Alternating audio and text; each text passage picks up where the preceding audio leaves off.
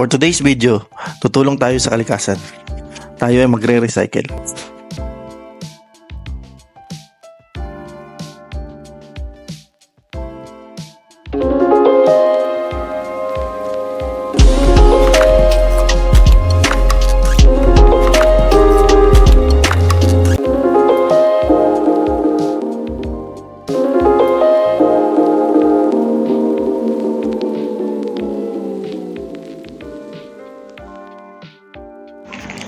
Mayroon kaming around 20 plastic bottles dito.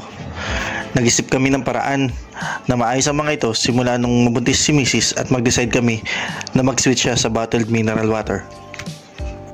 Ano pa ba ang best way kundi i-recycle ito, di ba? Nice. Kasabay ng walking exercise ni Mrs., sasamahan niya ako ngayon magdala ng mga ito. Siyempre, holding hands pa yan while walking. Wow naman! Wow! Dadalhin nga pala namin ito sa Madinat Zayed Shopping Center dito sa Abu Dhabi.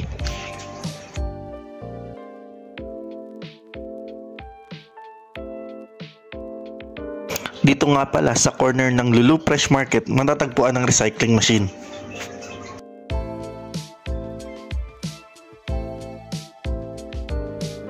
This is the Sparklo machine.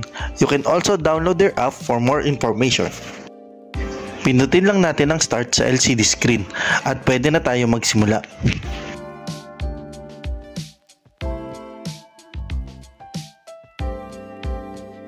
Please pa-like and pa-subscribe naman dito sa channel namin, Joe and Jess. Thank you!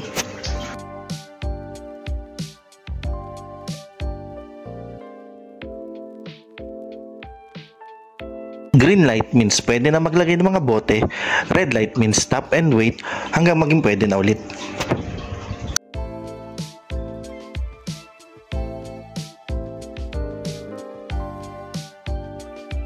Siyempre, pati si Mrs. nakikisa at maglalagay din.